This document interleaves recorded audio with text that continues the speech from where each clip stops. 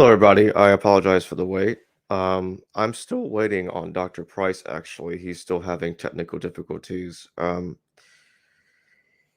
He's obviously not here right now. He'll probably be here in a few minutes, I hope. In the meantime, the topic is going to be on, is Edessa Antioch? Now, there were several Antiochs, um, uh, and there are some texts that refer to Edessa as being Antioch. So essentially, what this involves, um, is that there are some Christian groups that suggested or implied that the Antioch that Paul had preached at wasn't the one in Greece; it was the one at Syria, because Edessa itself, in some cases, was referred to as Antioch in some text. So that's what's going on. So the question is, does the simple fact that Edessa was even called Antioch prove by itself that Paul had preached at that very specific place and not at not the location in Greece? Professor Robert Eisenman, who's been on this channel previously 4 different times, he believes that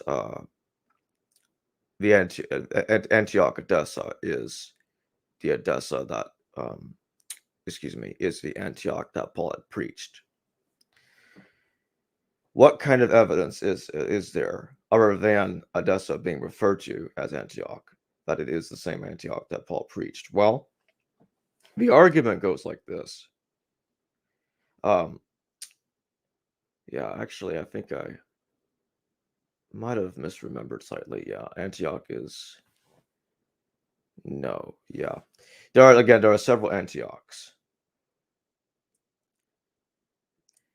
in different countries at the time. So that's the reason why it's so confusing.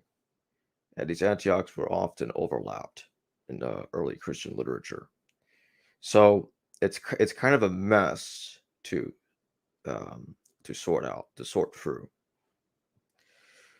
Other evidence that Antioch is Edessa, at least as the argument goes, involves Agabus. Agabus was a prophet in Acts of the Apostles. He's a character that supposedly warned Paul that if he were to go to Jerusalem, that he would be captured and executed. So he avoids going to Jerusalem. And Agabus himself is later killed as a traitor. Agabus is often connected to, at least supposedly connected to Abgarus, or King Avgar of Edessa. Professor Robert Eisenman made the argument that Avgar is Agabus, not just because the names resemble one another, but because Agabus predicted a famine in the story of Acts of the Apostles. In the Syriac Chronicles, Queen Helena of Adiabene was the wife of King Abgar V of Edessa. So what's being suggested there is because Helena was the one that issued the famine relief, according to Josephus's version of events, to Jerusalem in the reign of Emperor Claudius. So that's what's going on. That's what it involves. So basically, with Helen being the wife of King Abgar and issuing the famine relief, and Agabus resembling Abgarus or Abgar, that's where the rest of the evidence is that Antioch was actually Edessa. Now, what do I think of this argument? I'm not personally persuaded by this argument. Oh, I forgot to put this banner here. If anybody has questions, super chat them, please. I do prefer PayPal because YouTube takes 30% of everything. So, anyway, back to the topic. I don't personally buy it because we know that Paul did preach in Greece very often. He did. Um, he also preached in Turkey as well, or at least what it's called Turkey in the modern world. Galatia is in Anatolia. Yeah. So there you go. Paul was had a wide range ministry, preaching in several locations in an attempt to spread the Christian faith at the time.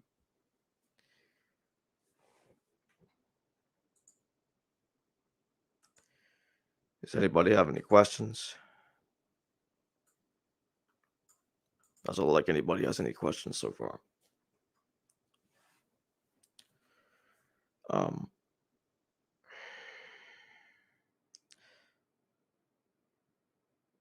To me, the evidence is somewhat weak. And it suggests couldn't have Paul just been at several Antiochs? Is it not possible that he preached at several Antiochs? I think that's another possibility that shouldn't be dismissed. So here's what I'm gonna do.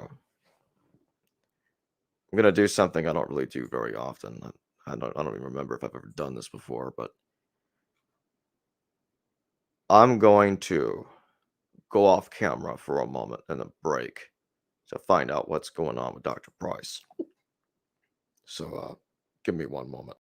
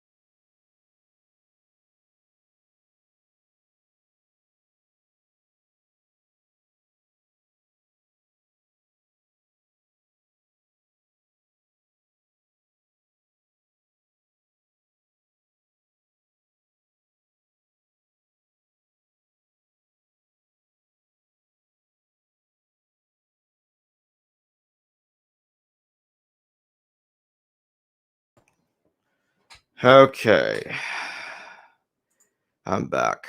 I guess you can say the intermission is over. He's just having issues with the computer he's using right now. So yeah, that computer is giving him quite a hard time.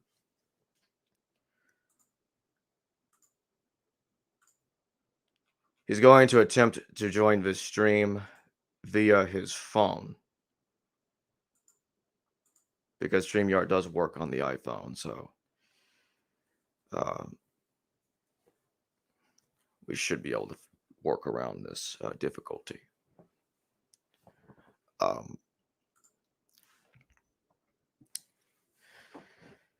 So the other issue I'm having with the Agabus argument, specifically involving this identification of Edessa and Antioch in Paul's letters.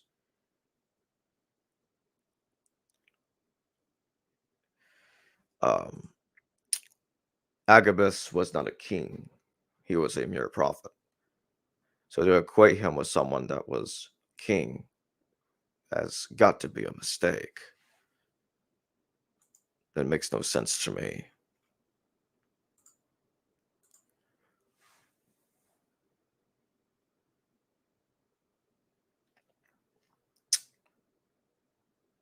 We do know at Edessa, or Antioch, as it's otherwise called, Ananias did preach down there anti-circumcision, a similar theological argument that Paul makes. So we do have first century Hellenistic Jewish arguments being made at the court of Antioch, and this involves Prince Isates, and I've talked about this many times on my channel before. Prince Isates was having an argument with two people, Eleazar and Ananias. No, I should say that right. Ananias and Eleazar were having an argument with each other over if Prince Isates, should circumcise. Eventually, he was persuaded by Eleazar to circumcise. So that's what happened.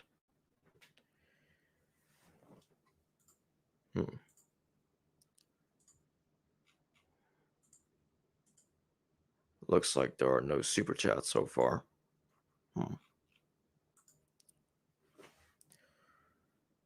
Remember, you can also donate your questions through PayPal. Would be greatly appreciated. Anyway. It looks like Dr. Price is still not here right now. Doesn't look like we're going to be having him on again in this stream.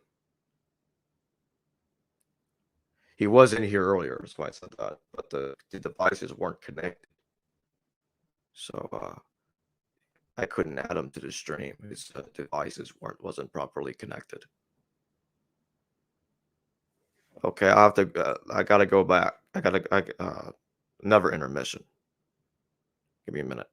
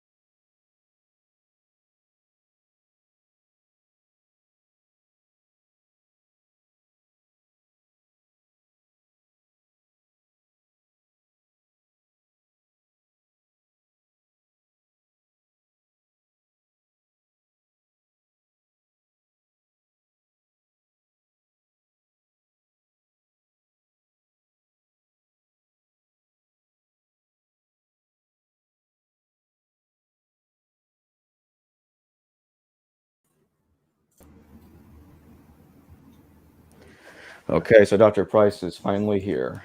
We got it working. Thanks a lot, Jacob. You're amazing. Google Chrome, for some reason on his computer, wasn't allowing StreamYard to access his webcam and his microphones. We had to go to how to log into his computer using TeamViewer and transfer it, to copy and paste the link to StreamYard through Microsoft Edge, which got it working finally. Yep. Boy. But yeah, I was talking about Edessa being Antioch, and at least there's in the argument that Edessa was Antioch earlier with the audience. And the argument usually goes that, well, in some text, Antioch was referred to as Edessa, or Edessa was referred to as Antioch. And Professor Eisman argues Agabus is Avgar because of the whole famine connection. Agabus predicts the famine. Avgar is the husband of Helena of Adiabene, who issued a famine relief to Jerusalem during the reign of Emperor Claudius when the plague broke out. So that's essentially the argument. You don't find that convincing? I think my issue of Agabus, as I was saying earlier, Agabus wasn't a king, and he's a prophet, or supposedly a prophet, in the book of Acts.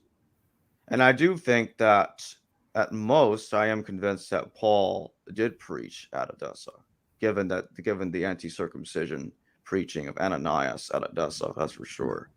I think that's provable.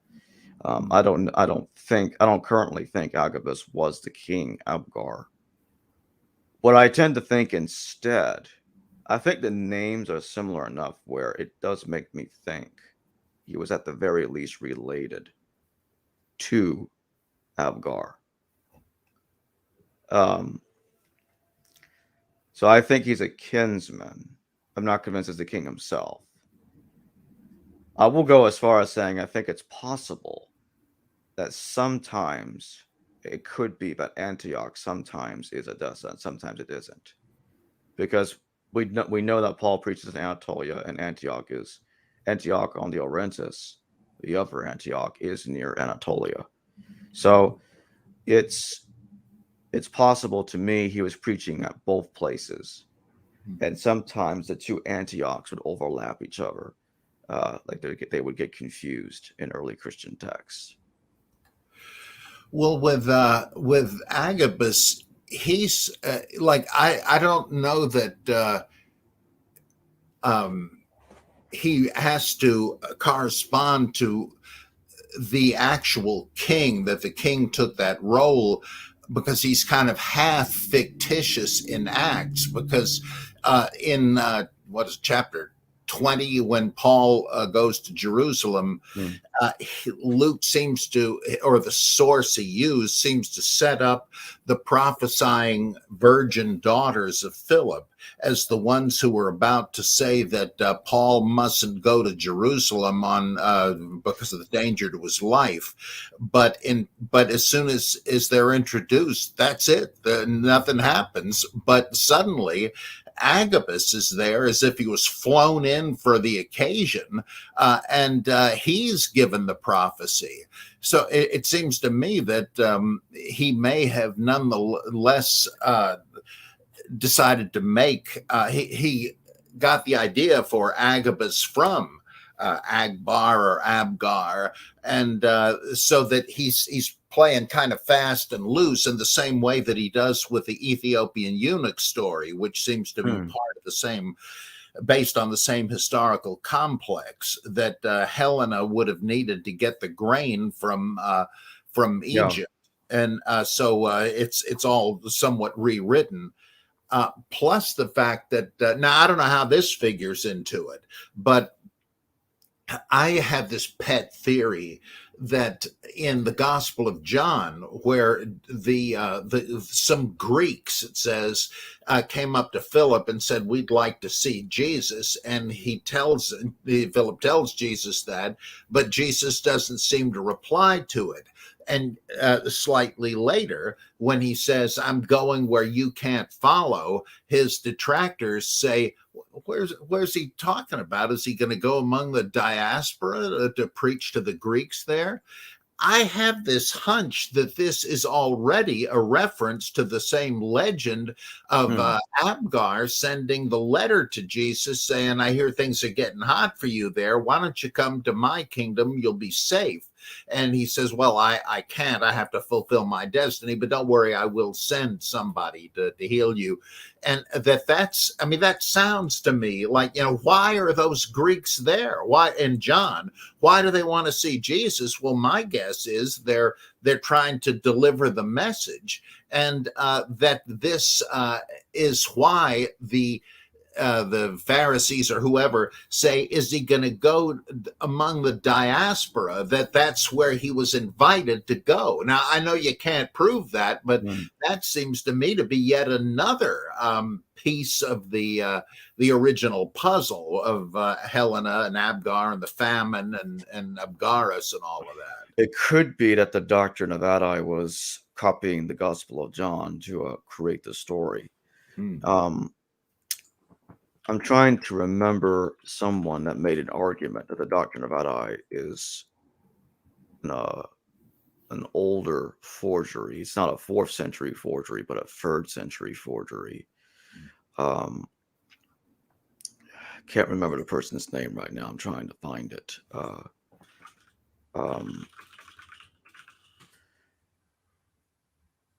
It involves the overall issue with the Avgar legend. Oh, here it is. It was made, the argument I'm about to bring up was made by Francis Crawford Burkitt. And F.C. Burkitt said, he argues that the conversion of Edessa at the time of King Avgar VIII, was retrojected upon the apostolic age.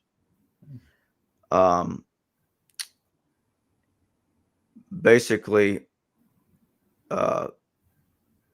William Adler expands on this, suggesting the origin of the story of the conversion of Avgar V was an invention of an antiquarian researcher employed by Avgar VIII, who had recently converted to Christianity, in an effort to securely root Christianity in the history of the city.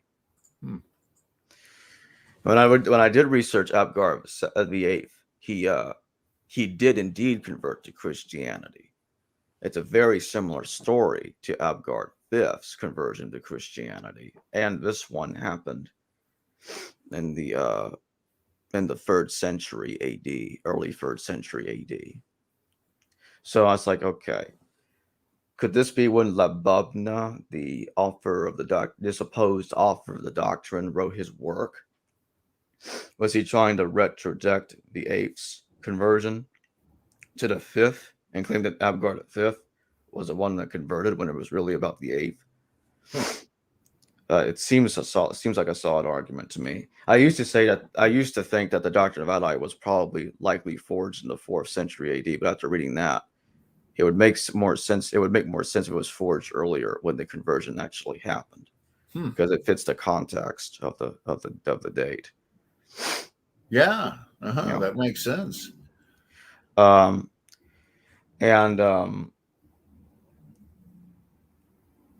What's interesting is, and I was bringing this up last time with you, and when you and Professor Eisman appeared together recently.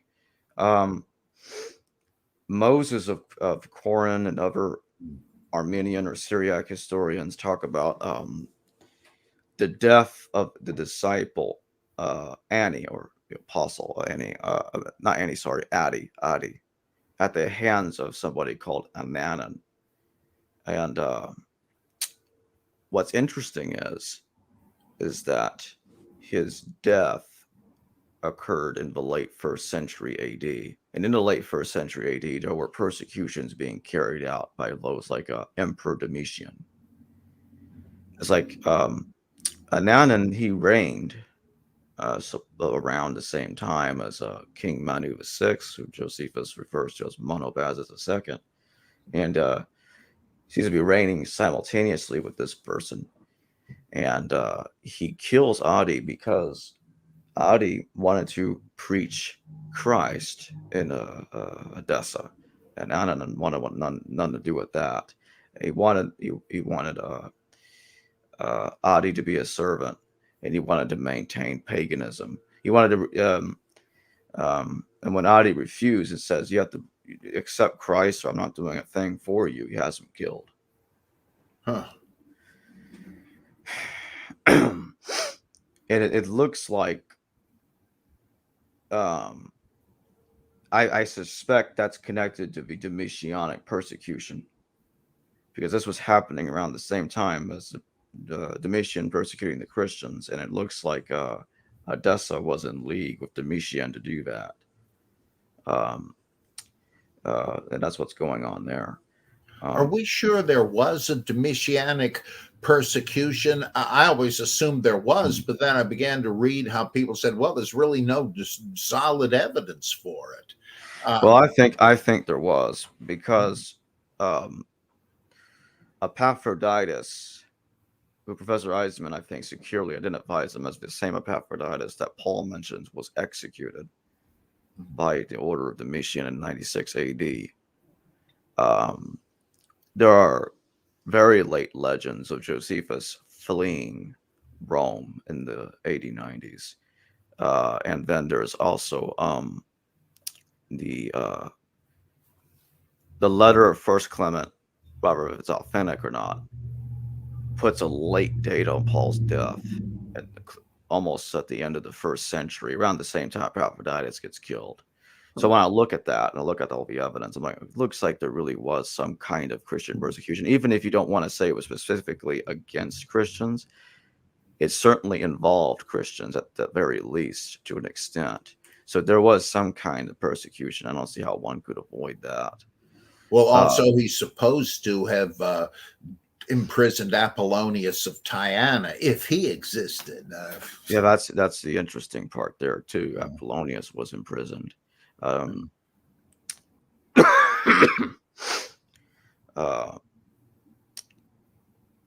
Edessa itself was pro-Roman for quite a long time. In the early 2nd century AD, relations between Edessa and Rome deteriorated, and Emperor Trajan had it annexed and brought into the fold of the Roman Empire. With every king afterwards that was instated in Edessa, they were basically hardcore Roman client kings, arguably more so than the earlier ones were.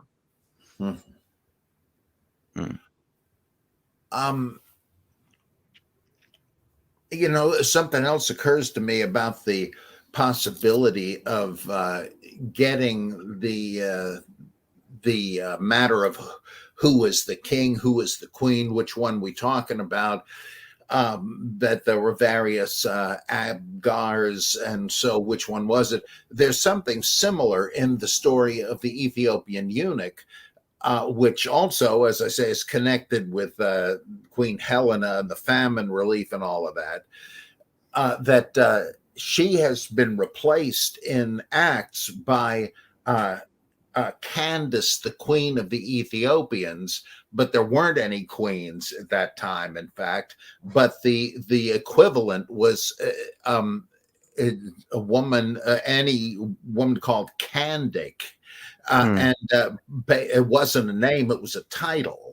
And so does that reflect the difficulty? We always hear people, apologists, say, oh yeah, Luke knew all about who was on the throne or in charge in every city. I'm not so sure of that. And this is an example of how it might be a little sloppy. And I wonder if that kind of uncertainty may reflect back on the mess with Avgar and Abgarus. The other thing is there's quite some fictionalizing going on with King Avgar V, and there are mistakes in the literature. Take Samaka. Professor Eisenman demonstrated that Samaka is the Shalmath character in the Doctrine of Adai, to my satisfaction.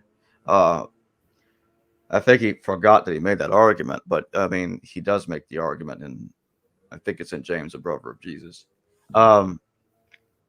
It's either that or in the New Testament codes, one of them.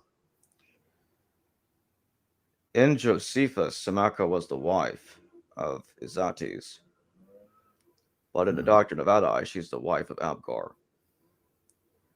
Now, Yeah, I guess it's pretty easy to mix them up. In Eisenman's argument, Avgar is Bazus. He identifies Avgar, Bazus, and Agabus as the same character. I don't agree with that because all the Syriac texts place Avgar's death in the year AD 50. All of them. Josephus, and even by Eisenman's own admission, by the way, and James, the brother of Jesus, died in AD 31. So there's a 19-year discrepancy between the two deaths. James died when? James? I wasn't talking about James. Oh, I thought you said James. Died. I said Bazus and Avgar. Bazus died in 31. No, it's okay. It's okay. And Avgar died in 50. So there's a 19-year discrepancy, is my point. So how does one resolve this? Obviously, you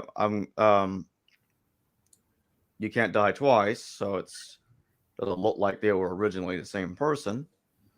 And then in the works of Tacitus, you have a character called Acabarus, pretty much dying in the year 50. Say, okay, well, that's better. That sounds like that's the real Avgar that we're talking about. Let's read about him. What does he do? Well, he's an ally of Izates, helping him keep the Persians in check. I'm like, oh, sounds pro-Roman enough to me. Keeping those Persians in check, that's what it's all about, right? The buffer state. Yeah, that screams Roman kingish. There's just one problem. Acabarus is never mentioned as the king of Edessa, ever, by Tacitus. He is the king of the Arabs, vaguely. There's many Arab kingdoms, so what was he talking about? Arabian kingdoms. Which one was it? So, to boot, there's another thing. Tacitus never refers to Helen as being the wife of Acabarus. So now we have a problem. How secure is the identification of Helen as the wife of Avgar? And then we have the other issue of, obviously, there was some kind of Arabian marriage into the family of the Adiabeni. We know this occurred because Samaka was the princess of Charax-Spasini. Josephus is very specific about that. And she becomes the wife of Izates while he's receiving his Nazarene training. So, like, okay, I get the picture there. I get that. But if Avgar was confused with Bazus, which there's good evidence that happened in late literature, then they made Shalmath or Samaka the wife of the wrong man. And that's what I'm getting to. So the Doctor of Adai had mistakenly identified her as the wife of the wrong husband. So it's not a good start. And then Avgar being confused with Bazus becomes all too clear. Somebody say, well, there's some people say, well, there's evidence that the Adiabeni were Arabs. You're right, but they weren't always Arab. They didn't start out as Arab. They certainly did not start out as Arabs. They married into an Arabian line. That's what happened in the 1st century AD, and that's when they started becoming Arabian. And even then, the Greek was still dominant in the Adiabeni, and we have a coin of Bazus with his name inscribed on there, and it's in Greek. So that's the archaeological evidence that Greek was prevalent in Adiabeni at the time. So even with the Arabian marriage, it changed nothing about the language. It was still predominantly Greek, as far as we know. I think that's got to be connected to Akbarus being exaggerated in later literature as King Avgar V. The Arabian bloodline entering Adia Beni, if you get my logic. So, and on top of that, and I think it's in the Tosefta.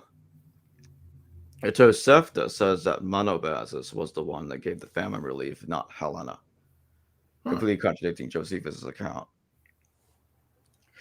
And the Tosefta dates, from what I remember, it dates before the Doctrine of Adi, before Avgar became heavily fictionalized.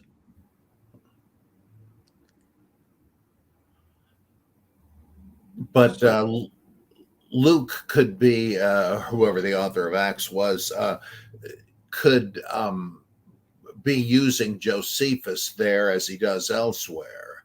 So he may have had that identification in mind, even if it was wrong.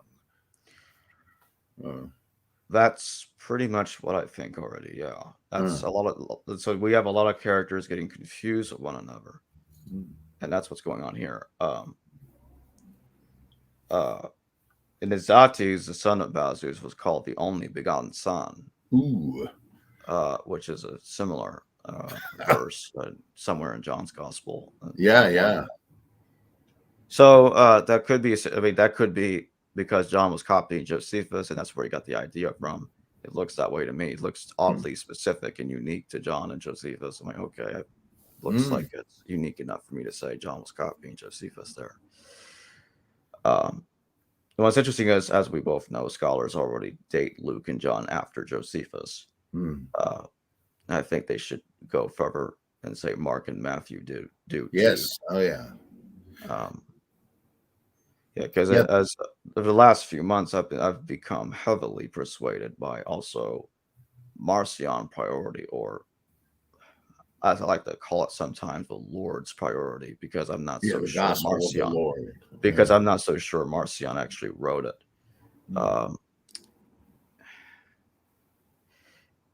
I can see there might be a couple of points where some stuff in there might sound a little Marcionite, but it's not Marcionite enough for me right now to be 100% convinced Marcion wrote it. Marcion certainly adopted it and reinterpreted it to suit his theology. I'm not sure if it's as untitled. Yeah, you're right. Yeah. I think I'm allergic to my 4 cats, probably. My nose has been exploding daily for a while.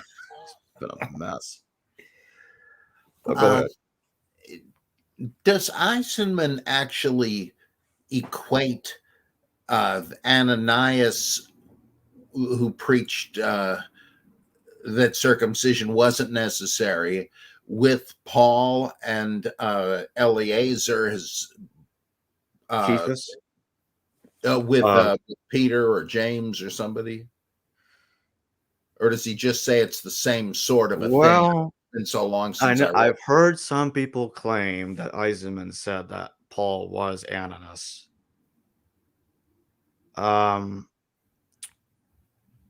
He thinks that Ananias was Ananias of Damascus. I know that for sure. And therefore he's Paul's teacher in Acts of the Apostles, or one of them anyway, besides Gamaliel or Gamliel, however one wants to pronounce his name. I think he might have implied it when he involved the Clementine recognitions. Paul, when he thinks that Paul murdered James. I think he could be, I'm not certain about this, he could be insinuating that Paul was Ananias, the high priest, and Ananias of Adia Beni was the teacher. But what makes more sense to me is the Ananias at Antioch that preached anti-circumcision was the one that murdered James, and that he was the teacher of Paul.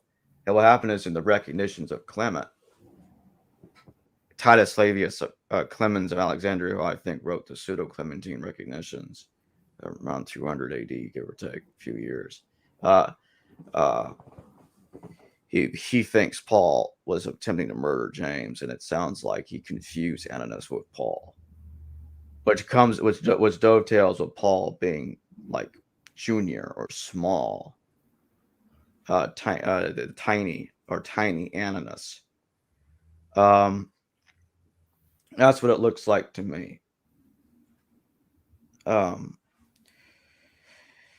I am convinced by Eisenman's argument that Ananias at Damascus was the Ananias that preached at Antioch. And what's going on is it looks like he's in the Christian literature, Paul is being portrayed as the successor to Ananias. He has the same arguments that his mentor had all those decades ago, arguing against circumcision. So Cephas is like Eleazar and all that stuff. When I read that and a few other things in James, the brother of Jesus, I don't know what kind of academic judgment this is, but it clicked with me in an almost intuitive way that, oh yeah, the Galatians encounter must be some version of this. I can't prove that, but it just struck me when I read it as, oh yeah, he's figured it out. I guess that really is not any kind of cogent reasoning, but it really made me think he was right. Mm. And, yeah, but it seems to fit pretty clean in the story of Galatians. And since I do think that Paul's letters used Josephus as much as the Gospels did, I mean, it's possible, although I don't believe this to be the case. One could argue that Galatians was it's the opposite of backdating. It's, I guess, future dating. Cephas, Eleazar, so they move him into the future instead of moving him to the past. So he's retrojected to the future, to the time of Paul, so he can have these arguments like Ananias did. But I'm pretty convinced that, Paul could have had this argument with Cephas without making the argument that Eleazar was literally time traveling to meet Paul decades in the future. Yeah, I'm just thinking that if he rewrote one story as another, it wouldn't really matter how accurate the identification was. Well, I tell you, if you say that the epistles use Josephus, watch out! Here comes our pal Ralph Ellis, right? About he would say, well, yeah, of course, it sounds like Josephus because it was the same guy writing them. Yeah, and the thing is,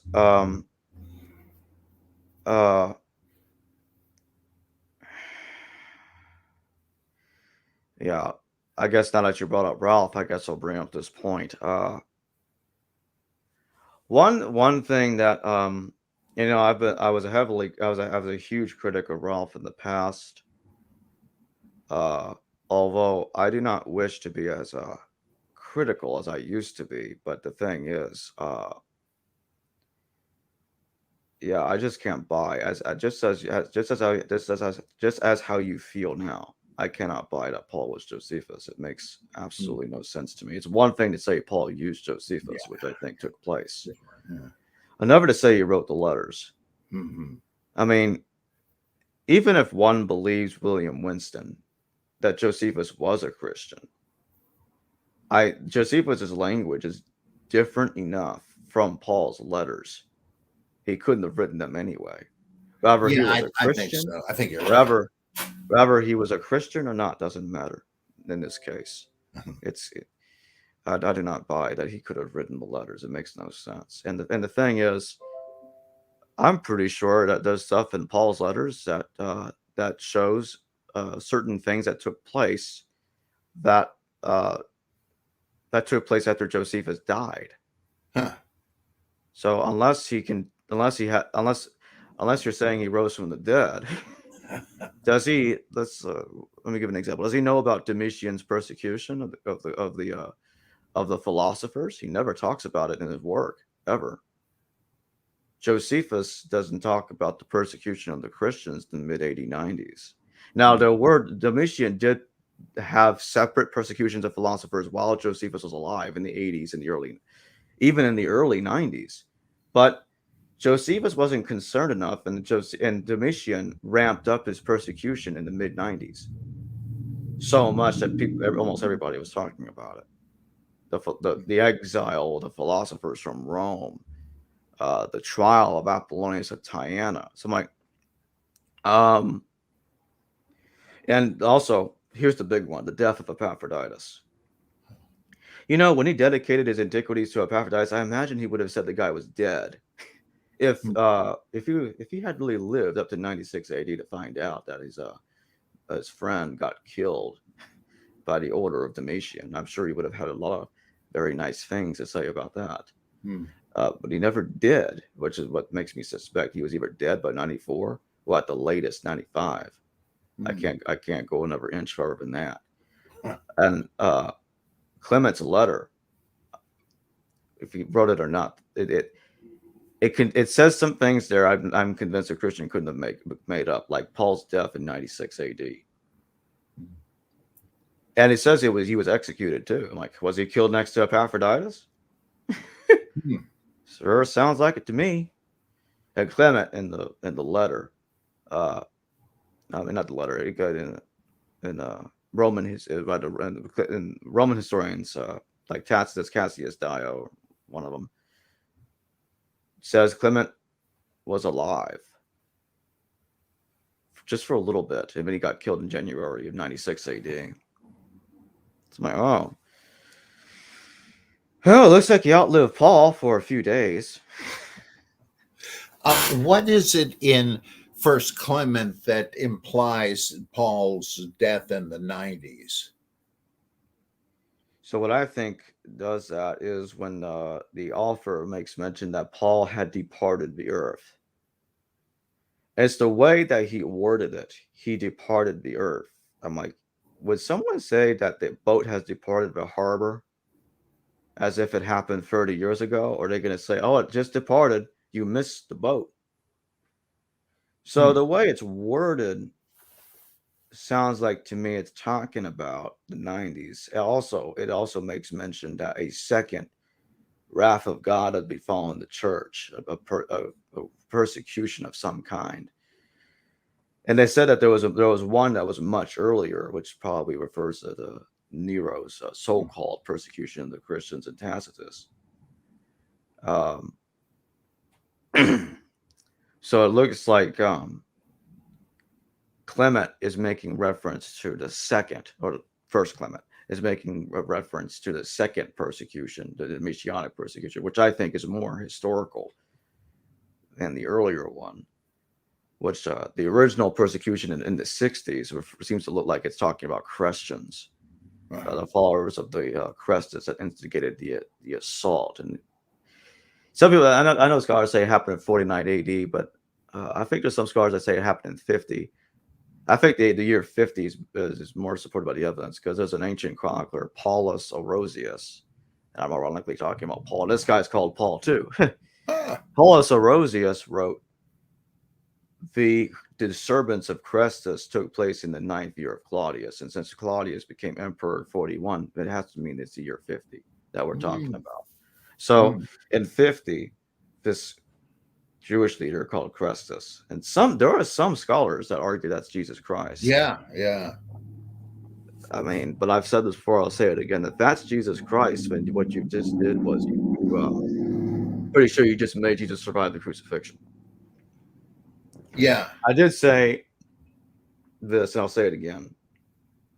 The best evidence for the swoon theory is Suetonius. Because one can interpret it as if Jesus is leading an insurrection in Rome after he survived the cross. Yeah. I Yeah, don't there's currently. nothing ridiculous or far-fetched about that. It's just that it's such a departure from tradition that people can't consider it seriously. It's possible. I'm not convinced right now, but Yeah. because there are some good arguments that this was a post-mortem instigation. These were Christians, or some kind of Christians, I guess, that were fed up in the year 50. I'm not convinced there was anybody called Christians in the early first century. They were Christians, not Christians, I think. You know, Frank Zindler says that that in that, and this guy's like a master linguist among many other things. He says that at that time you wouldn't be able to tell the difference in pronunciation if somebody said something audibly. Crestus, Christus, whichever one they were referring to would have sounded the same way. I don't know any better, but that's kind of interesting. It kind of implies maybe the references to Christus are to Jesus, but there's no way to know, I guess. yeah, that's the problem. It's just that one little line in Suetonius. That's kind of vague. Is the guy alive? I mean, here's why I currently assume Dr. Price. It looks to me like it's a different guy that led some kind of terrorist attack on Rome in the year 50. Because there's three ways one can interpret it. It's either what I just said, or Christ. It's Christians or the followers of Jesus that rebelled at 50 at Rome, and Christ posthumously is causing the revolt. And he instigated the revolt post-mortem. Or third, he actually did instigate it himself because he survived the cross. Those are three different ways I can interpret what Suetonius says, and it's so difficult. And there is the Quo Vadis legend that does that preserve a fact in there? Jesus had a second crucifixion in the reign of Nero. Well, at least he was going to, and then Peter intervened and said, "Let me get nailed for you, Christ." Yeah. But you gotta do it upside down, because I can't be like Christ going upright, upside up. We can't have that, which is obviously absurd. But yeah, it's Quo Vadis is kind of silly to me. It's interesting. It's a fun read, but silly. Barbara Thiering says that that she does think Jesus survived crucifixion, went on to I think she says he got crucified again in Rome, but that isn't quite what the story says, of course. He just can't catch a break, can he? Yeah, sheesh, boy, oh boy, can't get away from that cross. Talking about getting nailed. Yeah, boy, oh boy. Have you ever read anything by Peter Creswell? I've heard of him. I previewed one of his books in Google, Jesus the Terrorist. Yeah. Yeah, I read his The Censored Messiah, which really makes his case. The other two books are kind of superfluous, I think. What was it? The Invention of Jesus, I think, and Jesus the Terrorist. He keeps repeating the same arguments, really. But I thought, like, I got to read Jesus the Terrorist for the sake of this book I'm researching. Was Jesus, hauling out the Jesus the Zealot thing and bringing that to bear on the question of early Christian pacifism.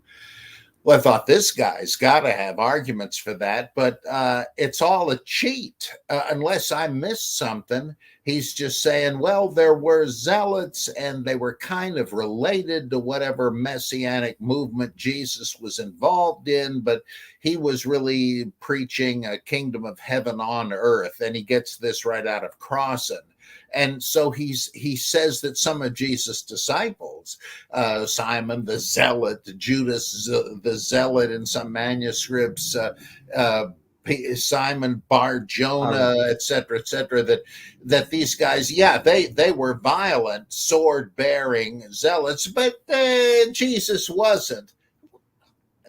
What the heck? He gets it from Chaim Maccabee also. It kind of reminds me of the argument that Professor Ehrman made when I did the show with him and James Valiant, that I recently released. But after that, I got to get to this super chat that's on the screen here. But Bart made an argument that didn't make any sense to me. He said Jesus wasn't a rebel because he was crucified by himself. Like, what? There were two people in the Gospels crucified next to Jesus that were robbers or even zealots, depending on how you read it. Yeah, lestai. Yeah, the Josephus's favorite word for the deceivers and the revolutionists. Yeah. Is he thinking of Judas the Galilean, where there were crosses all over Galilee because they were punishing a huge group of people? Because I don't know, that seems kind of strange to me. Yeah, I don't understand where Bart's going there. Yeah. Huh. And really, I think James Valiant makes some interesting points in the video. He's asking, well, I mean, I know that you're saying Josephus wasn't a Christian, but there are some similarities between the way Josephus thinks to the Christians. Like, he's anti-circumcision. He has a vision at the road of Jotapata, and all of that. It's like it kind of sounds like Paul's revelation on the road of Damascus. So, and Christians would obviously build on that, saying, "Oh, I had that revelation too." And of course, and that's the ironic thing about the testimonium. And it's like, what if? I know you say it's a forgery. What would happen what would happen if one day you were surprised? They found an older copy of Josephus. The whole thing's in there, the entire testimonium. Would you I'd say be grateful for the question being settled? Would you, if that were to happen, would you say Josephus was a Christian, if that whole thing was authentic? If he said that, you'd have to say that. He was the Messiah. Yeah. Okay, so let's address this super chat on the screen. Thank you, Emil Mandrew, for the super chat, €4.49. In what way was the commission sent with Hanan to Bethkuban by Avgar, of course, passing through Jerusalem to overthrow Jesus?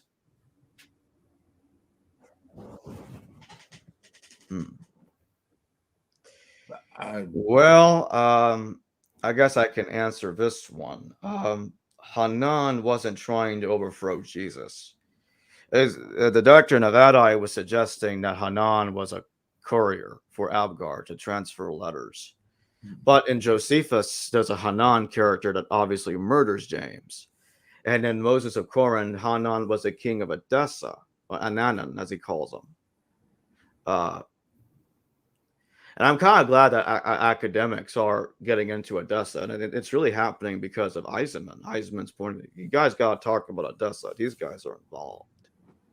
And pointed out in James about he's like, oh, hell yeah, they're involved. And there are scholars way before Eisenman, too. Like, talking about Christian forging, like F.C. Burkett, as I talked about him earlier in this stream.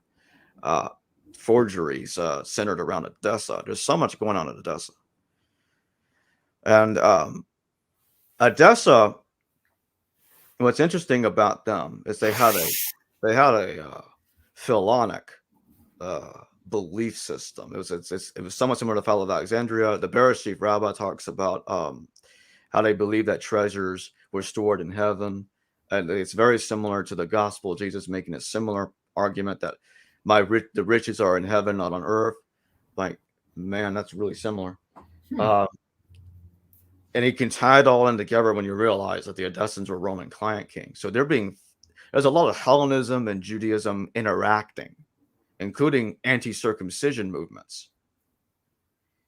It's kind of an interesting blender machine that would kind of crumble together or mix together in the blender machine to form the earliest ingredients of Christianity. Yeah. Let's get to the next super chat. B. Lou, thank you for the $5. Just starting my journey in the history of Christianity. What books would you recommend? Well, certainly F.C. Bauer's Orthodoxy and I'm sorry, Walter Bauer, Bauer, Orthodoxy and Heresy and Earliest Christianity, and the new one by David Litwa, Found Christianities, which is a kind of counter to Bart Ehrman's Lost Christianities, though that wouldn't be bad to read. There's also SGF Brandon, Professor Robert Eisenman. Mm. I also recommend Professor James Charlesworth's books too. He did a lot of work on early Christianity. And the thing is, he may not agree with Professor Eisenman's dating of the scrolls, but he actually has written books on parallels between Qumran teachings and the New Testament. In other words, it's a position that one doesn't have to agree with Eisenman's dating to see the parallels. I agree with that. There's a book that I'm sure is out of print, but probably easily findable on Advanced Book Exchange or Amazon even, by, I think the guy's name is Robert Wilkin, Wilkin, I think, called The Myth of Christian Beginnings, which is a little simpler in a way, but does make the point that you can't just trust all Christian accounts of the foundation of the church, and that it's a classic thing in all religious movements to posit an early period where everything was great, though it's degenerated now, like Buddhism does the same thing. In the beginning everybody was able to follow the Dharma and to be enlightened, but today it's not so great. Maybe in the future when Maitreya comes it'll be good again. Well, the same sort of pattern. So Wilkins' The Myth of Christian Beginnings is good. A more orthodox book that is nonetheless filled with interesting stuff is Henry Chadwick's The Early Church, one of these Penguin paperbacks. That's just got all kinds of fascinating stuff in it. Yeah, those are very good books. Yes. If any of you have any more questions, super chat them. I also would prefer PayPal. The reason why is because PayPal only takes like 7% of the cut. Somewhere around there, while YouTube takes 30% of everything. Yeah. There's a lot of people that don't know that. YouTube's a royal pain. And also, I mean, for ads, they actually pay $4 per 1,000 views. It's really free because they take 30% of that too. Maybe Elon Musk will buy them also and shape them up. I'd love to see that happen. Yeah. Yeah. Helps me keep this show going, though. Any little bit helps. I appreciate the previous two that super chatted. Really do. But yeah, I also recommend if any of you want to get into the literature, into the weeds of things, the sources. There's some expensive books out there like the Chronicle of Zutnan. But if you can get that, the Slavonic Josephus is also interesting. I just recently added that to my library collection. Is that super expensive? It seems to me I So tried looking it up once. I got it right next to me. Give me 1 second. Okay. So first off, it's a huge book. Whoa. Yeah. It's interesting. The testimonium that's in there is even more interesting. Yeah. Much longer. Yeah. It's like as if one would have to say if Josephus really wrote that, then wow, he's a Yeah. hardcore Christian. In the Penguin edition of Josephus, there's they give you that part of it as the Slavonic Josephus as an appendix, and there's I think that's the way they set it up, and the translator has a little essay on it, and he says, "Well, really, there's no." Definitive evidence that Josephus didn't write this. He did different drafts of his works, and I thought that is my position. I'm looking at this right now, it's like I'm having a hard time swallowing that this is a Serbian forgery in the early 2nd millennium AD. Why would somebody forge this? Yeah. First off, John the Baptist in this copy is a hardcore rebel. Yeah. Hardcore rebel. He's even implied to be much older. It was a full-grown man in AD 6, which contradicts the Gospels, claiming he was just but a child. Which kind of fits, by the way, within the Gospel where Jesus says, from the days of John the Baptist until now. That doesn't sound like last week or something. I think I'm persuaded Josephus did write this. Whoa. In fact, I go as far as saying the Gospel's copied from it. Oh, man, you got to ask Steve Mason about that. Yeah, yeah. I'll get that chance, too, very soon here. Wow. You guys don't want to miss that one. Yeah. I will ask him what he thinks about the Slavonic Josephus. Like, does he think it's authentic, partially authentic, half authentic, mostly authentic, wholly authentic, whatever? What's interesting is in the Slavonic testimonium, which is very similar to the testimonium in the Greek antiquities of the Jews.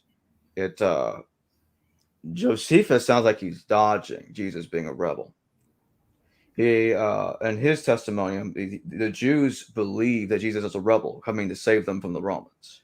And Jesus refutes the Jews, saying, "Oh, no, I'm not doing any of those things." You know what? I got a better idea. How about I just read what he says to you, to all of you. Just gotta give me a second to find it. I'm almost there. It's in book 2 of the Slavonic Jewish Wars.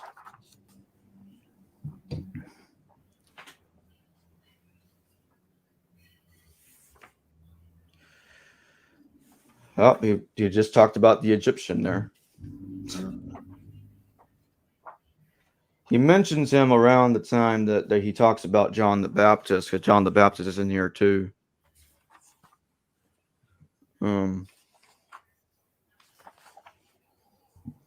Okay. I'm about there. One more page. Okay. Here we go.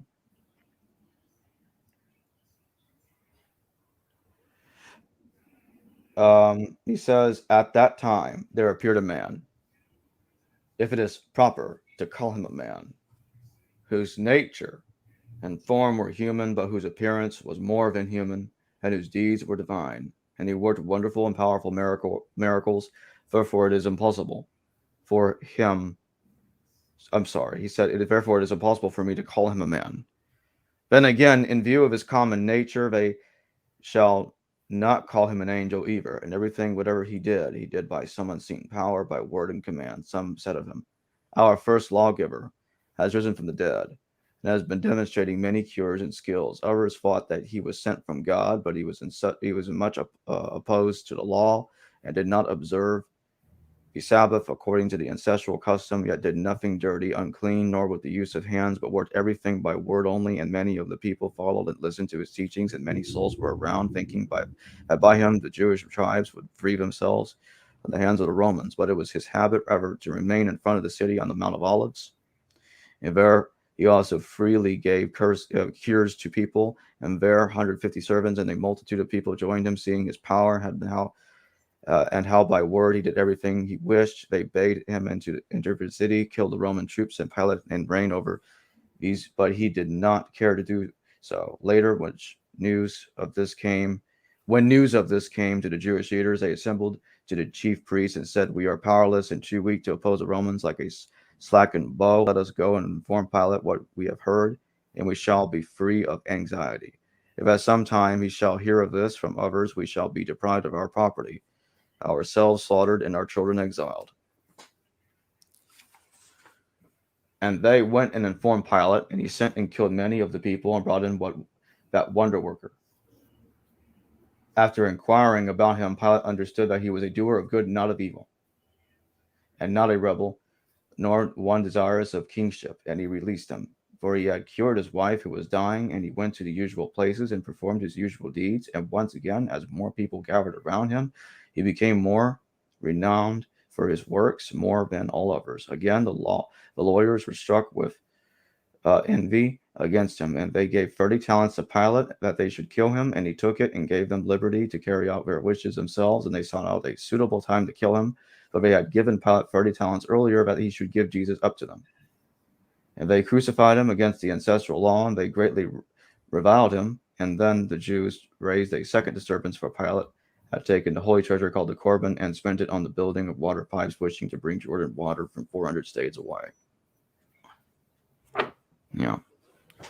So I read slightly after the Slavonic, the testimony of Slavianum, but you know. Robert Eisler says he thinks that it should be translated differently, where it's usually thought they wanted him to rebel against Rome, but he declined the idea. Eisler says that no, it should be translated as he did not disappoint them, or he did not refuse them. And that so that he was pictured as a revolutionary, that he heeded the call of the crowd.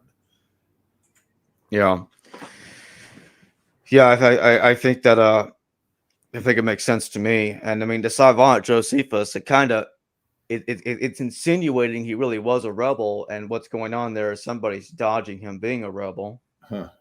It's like tap dancing. Oh yes, he was. The Jews thought he was a rebel. They thought he was a terrorist that would go on their side and fight the Romans and kick their butts. But then Jesus becomes a crybaby, pro-Roman Messiah, and says, "Oh no, I'm not going to do any of that. No, I'm just going to stand here in the Mount of Olives. You guys can just come to me. I'll just heal people." And that's about it. Yeah, you raise a really good question.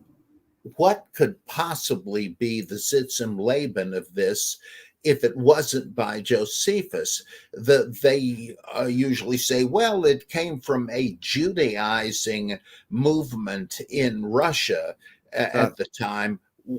How would that That fit? sounds absolutely made up. I'm sorry. Yeah, there's no, it doesn't fit. I cannot be kind to that logic. That's ridiculous. I mean, I don't know what it really was, but that makes no sense. No, not at all.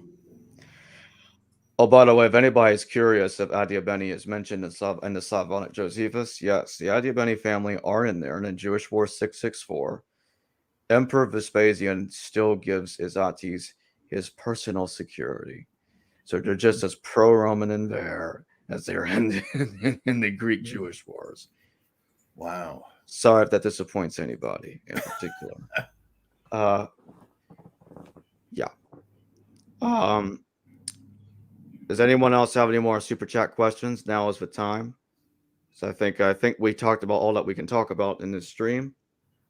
I am having Russell Gamerican on live in a couple hours.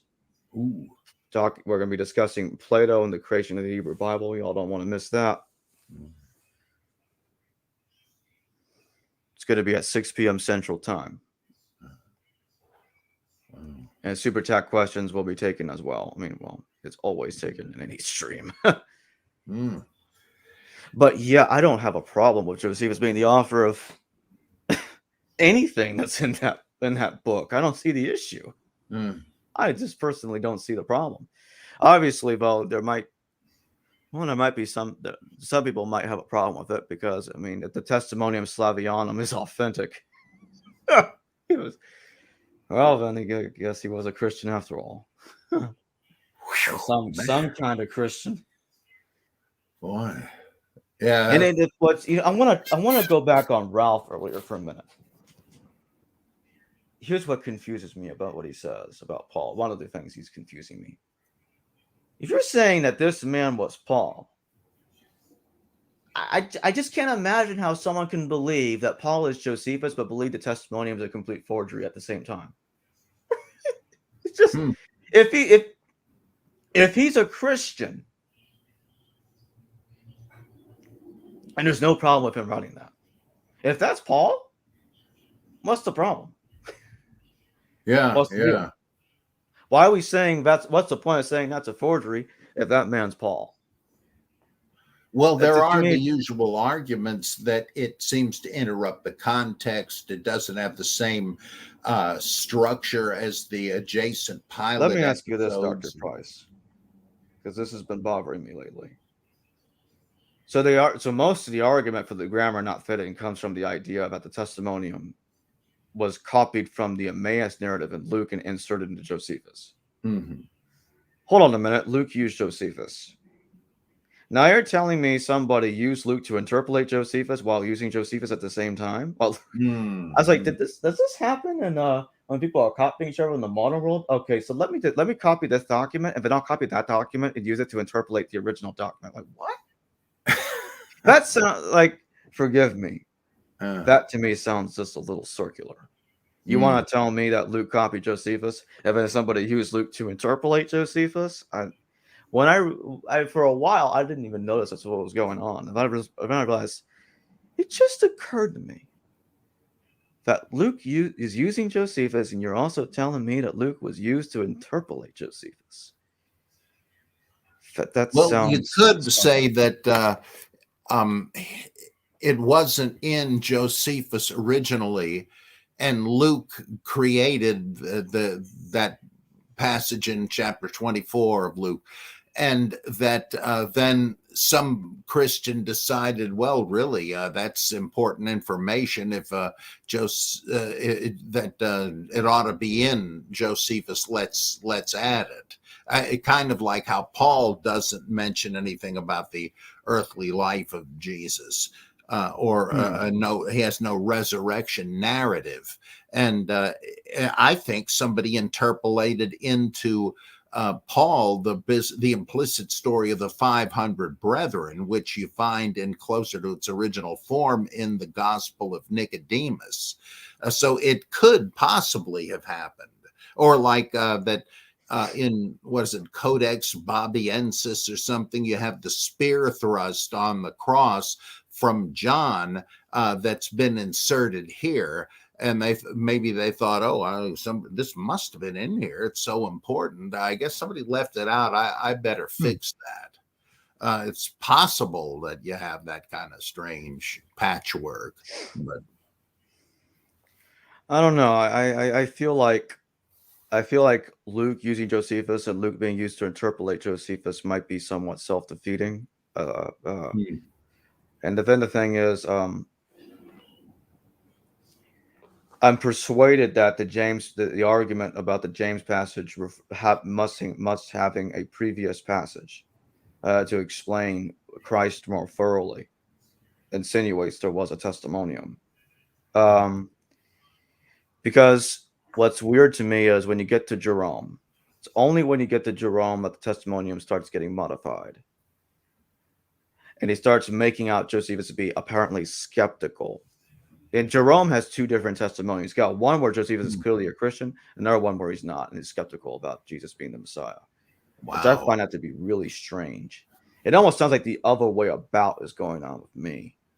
That the testimony is there, and people are modifying because they don't like what it says. My guess is it would tie in Christianity to a Roman propagandist minister, and they don't like that. So they like, no, we better modify this to make it sound like he wasn't a believer, to kind of curve it. That's what it's starting to sound like to me. And to me, that would fit really well in the context of Jesus being a zealot. And we have the basketball dodging Josephus in the Slavonic edition saying, well, they said that he was a rebel, but I'm saying he refused to be a rebel. Which just sounds silly. And what's interesting is in the Slavonic Josephus, it's pretty clear that Barabbas and Christ are the same person. And Jesus Christ, I was reading earlier, while I was reading it, did you notice that it says that Jesus was released by Pilate at first?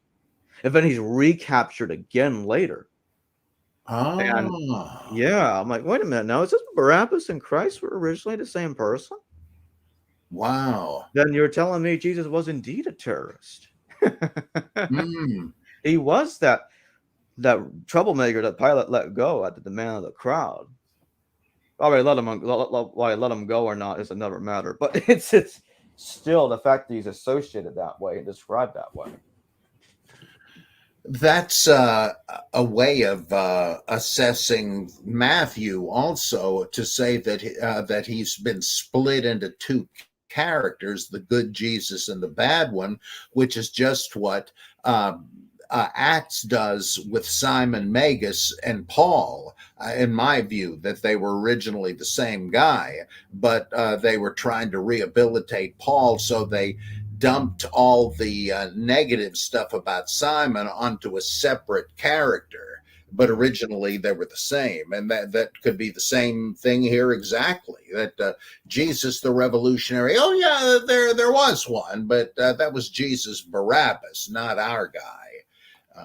Right? Geez, Yeah, fascinating. It's starting to look that way to me.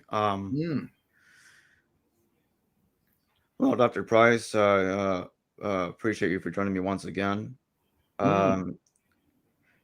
Remember, everybody, don't miss the Russell Gamerican interview. It's going to start in a little over 2 hours, to be exact, 2 hours and 18 minutes.